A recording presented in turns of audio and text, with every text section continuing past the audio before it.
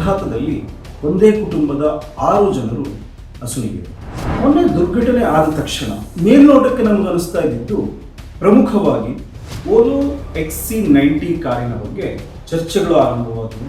ಅಷ್ಟಕ್ಕೂ Ola XC90 car 5 star ಅನ್ನು ಹೊಂದಿರುವಂತಹ, ಜಾಗತಿಕವಾಗಿ 5 ಸ್ಟಾರ್ ಅನ್ನು ಹೊಂದಿರುವಂತಹ ಕಾರು. ಆ ಓಲೋ ಕಾರಿನ ತೂಕ 2 ಟನ್. ಆ ಕಾರಿನ ಮೇಲೆ ಬಿದ್ದಂತಹ ಲಾರಿಯ ಒಟ್ಟಾರೆ ತೂಕ 26 ಟನ್. ರಸ್ತೆ ಅಗಲೀಕರಣದ ಕಾರಣದಿಂದ ಪ್ರತಿದಿನ ಅಪಘಾತಗಳಾಗ್ತವೆ. ಕೇಂದ್ರ ರಸ್ತೆ ಸಾರಿಗೆ ಸಚಿವ ನಿತಿನ್ ಗಡ್ಕರಿ ಅವರು ನೀಡುತ್ತಿರುವಂತಹ ದಾಖಲೆಗಳ ಪ್ರಕಾರವಾಗಿ ಪ್ರತಿದಿನ 20 ರಿಂದ 22 ಕಿಲೋಮೀಟರ್ ರಸ್ತೆ ಅದರದ್ದು ರಾಷ್ಟ್ರೀಯ ಹೆದ್ದಾರಿ ನಿರ್ಮಾಣ ಆಗ್ತದೆ. ಹೀಗೆ ಎಷ್ಟೋ ಅಧಿಕಾರಿಗಳನ್ನು ರಕ್ಷಿಸಲು, ಗುತ್ತಿಗೆದಾರರನ್ನು ರಕ್ಷಿಸಲು ಅದೆಷ್ಟೋ ಪ್ರಕರಣಗಳಲ್ಲಿ ಪೊಲೀಸರು ರಸ್ತೆ ಕಾಮಗಾರಿಗಳು ಇಂತಹ ವಿಚಾರಗಳನ್ನು ಉಲ್ಲೇಖಿಸದೇ ಇರುತ್ತದೆ. ನಮಸ್ತೆ ವೀಕ್ಷಕರೇ, ಮೊನ್ನೆ ಬೆಂಗಳೂರು ತುಮಕೂರು ರಾಷ್ಟ್ರೀಯ ಹೆದ್ದಾರಿಯಲ್ಲಿ ಒಂದು ಭಾರಿ ದುರ್ಘಟನೆ ನಡೆಯಿತು. ಆ ಅಪಘಾತದಲ್ಲಿ ಒಂದೇ ಕುಟುಂಬದ 6 ಜನರು ಅಸುನೀಗಿದರು. ಹಾಗಿದ್ರೆ ಇದರ ಒಟ್ಟು ಅಸಲಿಯತ್ತೆ ಏನು?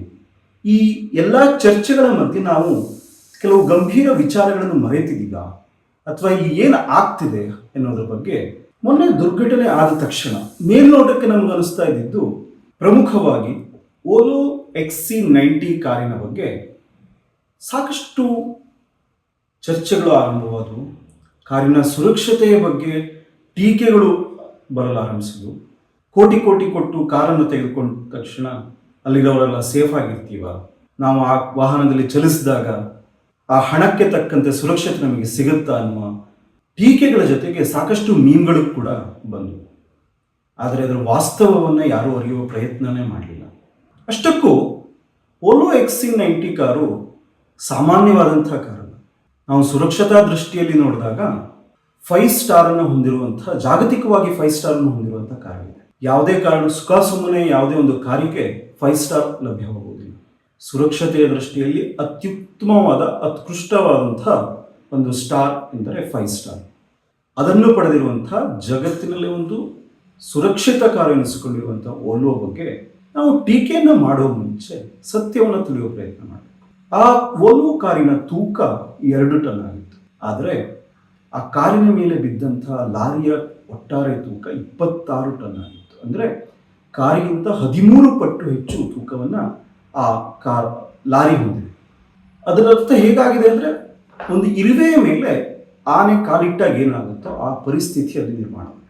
ಇಂಥ ಸಂದರ್ಭದಲ್ಲಿ ಓಲೋ ಕಾರನ್ನ ಇನ್ನು ಯಾವುದೇ ಸಣ್ಣ ಪುಟ್ಟ ಲಾರಿಗಳು ಕೂಡ ಅಡಿಗಾಗಿದ್ದರೆ ಚಪಾತಿ ವರದಂತಹ ಸ್ಥಿತಿಯೇ ನಿರ್ಮಾಣ ಮಾಡ್ತಿತ್ತು. ಮೊನ್ನೆ ನಡೆದ ಆ ಸಾವಿಗೆ ಅಥವಾ ಆ ದುರ್ಘಟನೆಗೆ ಕೇವಲ ಕಾರಿನ ಸುರಕ್ಷತೆ ಅಥವಾ ಲಾರಿ ಚಾಲಕನ ಅಜಾಗರೂಕತೆ ಕಾರಣ. ಇನ್ನೊಂದೆಡೆ ಆ ಲಾರಿಗೆ ಅಡ್ಡ ಬಂದಂಥ ಇನ್ನೊಂದು ಕಾರಣ. ಈ ಚರ್ಚೆಗಳಲ್ಲಿ ನಾವು ದಿನವನ್ನು ಕಳೆಯುತ್ತಿದ್ದೇವೆ. ಪೊಲೀಸರ ತನಿಖೆ ಕೂಡ ಇದೇ ನಿಟ್ಟಿನಲ್ಲಿ ಸಾಗಿದೆ. ಒಮ್ಮೆ ನಾವು ಈ ತುಮಕೂರು ಬೆಂಗಳೂರು ರಾಷ್ಟ್ರೀಯ ಹೆದ್ದಾರಿಯನ್ನು ಗಮನಿಸೋಣ. ಒಂದಲ್ಲ ಒಂದು ಕಾಮಗಾರಿ ನಡೆಯುತ್ತಲೇ ಇದೆ ಅಥವಾ ಅಪಾಯಕಾರಿ ಅಂತ ಅನಿಸ್ಕೊಳ್ತಾನೆ ಇದೆ. ಅದರಲ್ಲೂ ವಿಶೇಷವಾಗಿ ಕಳೆದ 4 ವರ್ಷಗಳಲ್ಲಿ ಆ ರಸ್ತೆಯನ್ನು ಅಗಲೀಕರಣ ಮಾಡುವಂಥ ಕೆಲಸ ನಡೀತಾ ಇದೆ. ಭೂ ಸ್ವಾಧೀನದ ವಿಳಂಬವೋ ಅಥವಾ ಕಾಮಗಾರಿಗಳಲ್ಲಿ ವಿಳಂಬವೋ, ಗುತ್ತಿಗೆದಾರರ ನಿರ್ಲಕ್ಷ್ಯವೋ, ಸ್ಥಳೀಯ ಜನಪ್ರತಿನಿಧಿಗಳ ನಿರ್ಲಕ್ಷ್ಯವೋ, ರಾಜ್ಯ ಸರ್ಕಾರದ ನಿರ್ಲಕ್ಷ್ಯವೋ, ಕೇಂದ್ರ ಸರ್ಕಾರದ ನಿರ್ಲಕ್ಷ್ಯವೋ ಗೊತ್ತಿಲ್ಲ. ಆದರೆ ಆ ರಸ್ತೆಯ ಕೆಲಸ ಮಾತ್ರ ಮುಂದುವರಿತಾನೇ ಇಲ್ಲ. ಕೇವಲ 40-45 ಕಿಲೋಮೀಟರ್ ದೂರವನ್ನು 4 ವರ್ಷಗಳಲ್ಲಿ ಪೂರೈಸೋಕ್ಕಾಗ್ತಾ ಇಲ್ಲ. 4 ವರ್ಷಗಳಲ್ಲಿ 45 ಕಿಲೋಮೀಟರ್ ರಸ್ತೆಯನ್ನು ಮಾಡಲಾಗದಿದ್ದರೆ ಅದಕ್ಕೆ ಜವಾಬ್ದಾರಿ. ಈ ರಸ್ತೆಯಲ್ಲಿ ಕೇವಲ ರಸ್ತೆ ಅಗಲೀಕರಣದ ಕಾರಣದಿಂದಲೇ ಪ್ರತಿದಿನ ಅಪಘಾತಗಳಾಗ್ತಾ ಇದೆ. ಆದರೆ ಪೊಲೀಸರ FIRಗಳಲ್ಲಿ ಇದು ಉಲ್ಲೇಖ ಆಗದೇ ಇರಬಹುದು. ಆದರೆ ಬಹುತೇಕ ಅಪಘಾತಗಳಿಗೆ ರಸ್ತೆ ಅಗಲೀಕರಣದಿಂದ ಆದ ನಂತರದ ಪರಿಣಾಮಗಳೇ ಕಾರಣ ಆಗ್ತದೆ. ಇದರಲ್ಲಿ ಒಂದು ವಿಚಾರವನ್ನು ನಾವು ಅರ್ಥೈಸಿಕೊಳ್ಳಬೇಕು. ಮೊನ್ನೆ ಹೈದರಾಬಾದ್ನ ಥಿಯೇಟರ್ನಲ್ಲಿ ಪುಷ್ಪ 2 ಸಿನಿಮಾದ ಶೋ ಸಂದರ್ಭದಲ್ಲಿ ಓರ್ವ ಮಹಿಳೆ ಕಾಲ್ತುಳಿಕೆ ಸಿಕ್ಕಿ ಅಸುನೀಗುತ್ತಾಳೆ. ಆ ಪ್ರಕರಣಕ್ಕೆ ಸಂಬಂಧಿಸಿದಂತೆ ಸಾಕಷ್ಟು ರಾಜಕೀಯಗಳು ಈಗ ನಡೀತಾ ಇದೆ ಹೈದರಾಬಾದ್ನಲ್ಲಿ. ಆ ಪ್ರಕರಣಕ್ಕೆ ಸಂಬಂಧಿಸಿ ನಟ ಅಲ್ಲು ಅರ್ಜುನ್ ಅವರನ್ನು ಕೂಡ ಬಂಧಿಸಿ FIR ಕೂಡ ಹಾಕಲಾಗಿದೆ.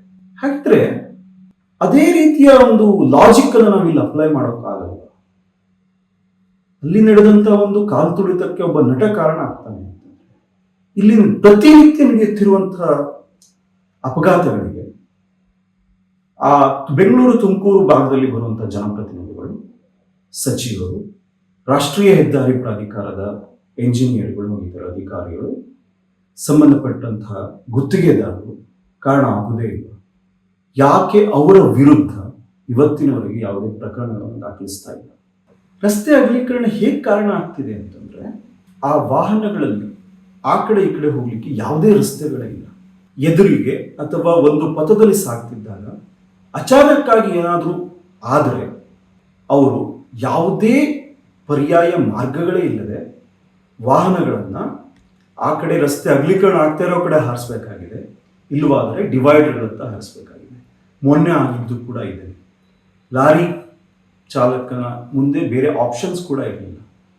ಕಾರಿನ ಅಲ್ಲಿ ನಿಂತಾಗ ಅಥವಾ ಸ್ಲೋ ಆಗಿದೆ ಅನ್ನೋ ಕಾರಣದಿಂದ ಆತ ಸ್ಟೇರಿಂಗ್ ಅನ್ನು ತಿರುಗಿಸಿದಾಗ ಡಿವೈಡರ್ನ ಹತ್ತಿ ಪಕ್ಕದ ರಸ್ತೆಯಲ್ಲಿ ಹೋಗ್ತಿದ್ದಂತಹ ಕಾರಿನ ಮೇಲೆ ಕಂಟೈನರ್ ಬಿದ್ದಿದೆ. ಹಾಗಿದ್ರೆ ಈ ಅಪಘಾತಕ್ಕೆ ಕಾರಣ ಏನು? ಇಲ್ಲಿ ಪ್ರತಿನಿತ್ಯ ನಡೆಯುತ್ತಿರುವಂತಹ ಅಪಘಾತಗಳಿಗೆ ಆ ಬೆಂಗಳೂರು ತುಮಕೂರು ಭಾಗದಲ್ಲಿ ಬರುವಂತಹ ಜನಪ್ರತಿನಿಧಿಗಳು, ಸಚಿವರು, ರಾಷ್ಟ್ರೀಯ ಹೆದ್ದಾರಿ ಪ್ರಾಧಿಕಾರದ ಎಂಜಿನಿಯರ್ಗಳು, ಇತರ ಅಧಿಕಾರಿಗಳು, ಸಂಬಂಧಪಟ್ಟಂತಹ ಗುತ್ತಿಗೆದಾರರು ಕಾರಣ ಆಗುವುದೇ ಇಲ್ಲ. ಯಾಕೆ ಅವರ ವಿರುದ್ಧ ಇವತ್ತಿನವರೆಗೆ ಯಾವುದೇ ಪ್ರಕರಣಗಳನ್ನು ದಾಖಲಿಸ್ತಾ ಇಲ್ಲ? ಒಂದೆಡೆ ನಮ್ಮ ಜನಪ್ರತಿನಿಧಿಗಳು ಅದನ್ನು ತ್ವರಿತಗತಿಯಲ್ಲಿ ಕಾರ್ಯವನ್ನು ಮುಗಿಸುವಂಥ ಬಗ್ಗೆ ಗಮನ ವಹಿಸ್ತಿಲ್ಲ. ಇನ್ನೊಂದೆಡೆ ಅವರ ವಿರುದ್ಧ ಕ್ರಮವನ್ನು FIRಗಳನ್ನು ಹಾಕುವುದರಿಂದ ಬಿಸಿ ಮುಟ್ಟಿಸುವ ಪ್ರಯತ್ನವೂ ನಮ್ಮ ಆಡಳಿತ ವ್ಯವಸ್ಥೆಯಿಂದ ಆಗ್ತಿಲ್ಲ. ಆದರೆ ಪ್ರತಿದಿನ ಆ ರಸ್ತೆಗಳ ಮೂಲಕ ಜನರ ಜೀವ ಮಾತ್ರ ಹೋಗೋದಕ್ಕೆ ಯಾವುದೇ ನಿಯಂತ್ರಣವಿಲ್ಲ. ಪ್ರತಿದಿನ ಆ ರಸ್ತೆಯಲ್ಲಿ ಅಪಘಾತಗಳಾಗ್ತಾ ಇದೆ. ಇಂತಹ ಭೀಕರ ಅಪಘಾತಗಳಾದಾಗ ಒಂದಷ್ಟು ದಿನ ಮಾಧ್ಯಮಗಳಲ್ಲಿ ಸುದ್ದಿ ಆಗುತ್ತೆ, ಅಲ್ಲಿಗೆ ನಿಂತು ಹೋಗುತ್ತೆ, ಅಧಿಕಾರಿಗಳು ಸುಮ್ಮನಾಗ್ತಾರೆ. ಕಳೆದ 4 ವರ್ಷಗಳಲ್ಲಿ 45 ಕಿಲೋಮೀಟರ್ ರಸ್ತೆಯನ್ನು, ಅಂದರೆ ವರ್ಷಕ್ಕೆ 10 ಕಿಲೋಮೀಟರ್ ರಸ್ತೆಯನ್ನು ಕೂಡ ಮಾಡ್ತಾ ಇಲ್ಲ. ಅಂದರೆ ತಿಂಗಳಿಗೆ 1 ಕಿಲೋಮೀಟರ್ ರಸ್ತೆ ಅಗಲೀಕರಣವನ್ನು NHAI ಬಳಿ ಮಾಡಲು ಸಾಧ್ಯವಾಗ್ತಿಲ್ಲ. ಕೇಂದ್ರ ಸರ್ಕಾರ ಅಥವಾ ಕೇಂದ್ರ ರಸ್ತೆ ಸಾರಿಗೆ ಸಚಿವ ನಿತಿನ್ ಗಡ್ಕರಿ ಅವರು ನೀಡುತ್ತಿರುವಂತಹ ದಾಖಲೆಗಳ ಪ್ರಕಾರವಾಗಿ ಭಾರತದಲ್ಲಿ ಸದ್ಯಕ್ಕೆ ಪ್ರತಿದಿನ 20ರಿಂದ 22 ಕಿಲೋಮೀಟರ್ ರಸ್ತೆ, ಅದರಲ್ಲೂ ರಾಷ್ಟ್ರೀಯ ಹೆದ್ದಾರಿ ನಿರ್ಮಾಣ ಆಗ್ತಾ ಇದೆ ಅಂತೆ. ಈ ಲಾಜಿಕ್ಕನ್ನು ನಾವು ನೋಡ್ಕೋತಾ ಹೋದರೆ ಈ ರಸ್ತೆ ಕೇವಲ 2 ದಿವಸದಲ್ಲಿ ಮುಗಿಬೇಕಿತ್ತು. ಆದರೆ ರಾಷ್ಟ್ರೀಯ ಜವಾಬ್ದಾರಿಗಳು ಬೇರೆ ಎಲ್ಲ ಇರುತ್ತವೆ. ಆದರೆ 1 ವರ್ಷದಲ್ಲಿ ಮುಗಿಸಬಹುದಾದಂಥ ಈ ರಸ್ತೆಗೆ 4 ವರ್ಷವಾದರೂ ಇನ್ನೂ ಯಾವುದೇ ಕಾಲಮಿತಿ ಕೂಡ ಬಂದಿಲ್ಲ. ಹಾಗಿದ್ರೆ ಈ ರಸ್ತೆ ಅಗಲೀಕರಣಕ್ಕೆ, ರಸ್ತೆ ಕಾಮಗಾರಿಗೆ ಯಾವುದೇ ಹಾಗೂ ಅದರ ಸಂಬಂಧಪಟ್ಟ ಅಧಿಕಾರಿಗಳಿಗೆ ಯಾವುದೇ ಜವಾಬ್ದಾರಿನೇ ಇಲ್ಲ. ಇದನ್ನು ಪ್ರಶ್ನಿಸುವವರು ಯಾರು? ರಾಷ್ಟ್ರೀಯ ಹೆದ್ದಾರಿ ಪ್ರಾಧಿಕಾರಗಳನ್ನು ಸ್ಥಳೀಯ ಜನಪ್ರತಿನಿಧಿಗಳು ಏಕೆ ಪ್ರಶ್ನಿಸ್ತಾ ಇಲ್ಲ? ಇದೇ ಕ್ಷೇತ್ರವನ್ನು ಕೇಂದ್ರ ಸಚಿವರಾದಂಥ ಸೋಮಣ್ಣನವರು ಪ್ರತಿನಿಧಿಸ್ತಾ ಇದ್ದಾರೆ. ಅವರು ಮನಸ್ಸು ಮಾಡಿದರೆ ಈ ಕಾಮಗಾರಿಗಳನ್ನು ಮುಗಿಸುವುದು ದೊಡ್ಡ ವಿಷಯವೇ ಅಲ್ಲ. ಕೇಂದ್ರ ರಸ್ತೆ ಸಾರಿಗೆ ಇಲಾಖೆಯ ಮಾಹಿತಿ ಪ್ರಕಾರವಾಗಿ ಕೇವಲ ರಸ್ತೆ ದುರಸ್ತಿ ಕಾರಣದಿಂದ ಭಾರತದಲ್ಲಿ ಪ್ರತಿ ವರ್ಷ 9,200ಕ್ಕೂ ಅಧಿಕ ಅಪಘಾತಗಳು ನಡೀತವೆ. ಅದರಲ್ಲಿ ಸುಮಾರು 4,000ಕ್ಕೂ ಅಧಿಕ ಜನರು ಜೀವವನ್ನು ಕಳೆದುಕೊಳ್ತಿದ್ದಾರೆ. ಇನ್ನೊಂದೆಡೆ ಸುಮಾರು 16,000 ಜನ ಗಾಯಾಳುಗಳಾಗ್ತಿದ್ದಾರೆ. ಅದೇ ರಸ್ತೆ ಹೊಂಡಕ್ಕೆ ಸಂಬಂಧಿಸಿದ ನಾವು ಅಪಘಾತಗಳನ್ನು ನೋಡಿದಾಗ ಸುಮಾರು 4,500 ಅಪಘಾತಗಳು ಈ ದೇಶದಲ್ಲಿ ನಡೀತಾ ಇದೆ. ಸುಮಾರು 2,000 ಜನ ಈ ರಸ್ತೆ ಹೊಂಡಗಳಿಂದ ಆಗುವಂಥ ಅಪಘಾತಗಳಿಂದ ಸಾಯ್ತಿದ್ದಾರೆ. ಅಲ್ಲಿಗೆ ಕೇವಲ ರಸ್ತೆ ದುರಸ್ತಿ ಕಾಮಗಾರಿಗೆ ಸಂಬಂಧಿಸಿದಂತೆ ಸುಮಾರು 14,000 ಅಪಘಾತಗಳು ಈ ದೇಶದಲ್ಲಿ ನಡೀತಿದೆ. 6,000-7,000 ಜನ ಪ್ರತಿ ವರ್ಷ ಸಾಯ್ತಿದ್ದಾರೆ. ರಸ್ತೆ ಕಾಮಗಾರಿಗಳನ್ನು ಇಷ್ಟು ನಿರ್ಲಕ್ಷ್ಯ ಮಾಡಿಕೊಂಡು ಹೋದರೆ ಅಪಘಾತಗಳಿಗೆ ತೆರೆ ಎಳೆಯೋಕ್ಕೆ ಸಾಧ್ಯನೇ ಇಲ್ಲ, ಅಥವಾ ಅದನ್ನು ನಿಯಂತ್ರಿಸೋಕ್ಕೆ ಸಾಧ್ಯನೇ ಇಲ್ಲ. ಇದು ಸರ್ಕಾರಿ ಅಂಕಿಅಂಶಗಳು ಹೇಳ್ತಾ ಇರೋದು. ಈಗ ನಾವು ಈ ಕೇವಲ ಮೊನ್ನೆ ನಡೆದಂಥ ಅಪಘಾತಗಳೇ ನೋಡಿದಾಗ, ಈ ಮೊನ್ನೆ ನಡೆದ ಅಪಘಾತದಲ್ಲಿ FIRನಲ್ಲಿ ಎಲ್ಲೂ ಕೂಡ ರಸ್ತೆ ಕಾಮಗಾರಿಗೆ ಸಂಬಂಧಿಸಿದಂತೆ ಯಾವುದೇ ಅಂಶಗಳು ಉಲ್ಲೇಖವಾಗಿಲ್ಲ. ಹೀಗೆ ಎಷ್ಟೋ ಅಧಿಕಾರಿಗಳನ್ನು ರಕ್ಷಿಸಲು, ಗುತ್ತಿಗೆದಾರರನ್ನು ರಕ್ಷಿಸಲು ಅದೆಷ್ಟೋ ಪ್ರಕರಣಗಳಲ್ಲಿ ಪೊಲೀಸರು ರಸ್ತೆ ಕಾಮಗಾರಿಗಳು ಇಂಥ ವಿಚಾರಗಳನ್ನು ಉಲ್ಲೇಖಿಸದೇ ಇರಬಹುದು. ಮೊನ್ನೆ ಆದಂತೆ ಹೀಗೆ ನಿರ್ಲಕ್ಷ್ಯಗಳು ಮುಂದುವರೆದು ರಸ್ತೆ ಅಪಘಾತಗಳನ್ನು ತಡೆಯೋದು ಹೇಗೆ, ನಿಯಂತ್ರಿಸೋದು ಹೇಗೆ, ಕೇಂದ್ರ ಸರ್ಕಾರ ಹಾಕಿಕೊಂಡಿರುವಂಥ ಗುರಿಯನ್ನು ತಲುಪುವುದು ಯಾವಾಗ, ಅದು ಸಾಧ್ಯವಾಗುತ್ತಾ? ನಾವು ಸಾಮಾನ್ಯವಾಗಿ ಯಾವುದೇ ಒಂದು ಅಪಘಾತವಾದಾಗ ಚಾಲಕರ ಬಗ್ಗೆ ದೂರನ್ನು ಸಲ್ಲಿಸ್ತೀವಿ ಅಥವಾ ಅವರ ನಿರ್ಲಕ್ಷ್ಯ ಅಂತ ಟೀಕೆಯನ್ನು ಮಾಡ್ತೀವಿ. ಇನ್ನೊಂದು ಮುಂದೆ ಹೆಜ್ಜೆ ಹೋಗಿ ಕಾರಿನ ಸುರಕ್ಷತೆ ಬಗ್ಗೆ ಅಷ್ಟೇ ಮಾತಾಡ್ತೀವಿ. ಇದು ಇತ್ತೀಚೆಗೆ ನಿಧನ ಹೊಂದಿದಂಥ ಮಿಸ್ತ್ರಿಯ ಅಪಘಾತಕ್ಕೂ ಇದೇ ರೀತಿಯ ಚರ್ಚೆಗಳು ನಡೆಯಿತು. ಆದರೆ ರಸ್ತೆ ಗುಣಮಟ್ಟದ ಬಗ್ಗೆ ಮಾತ್ರ ನಾವು ಚರ್ಚೆಗಳನ್ನು ಮಾಡೋಣ.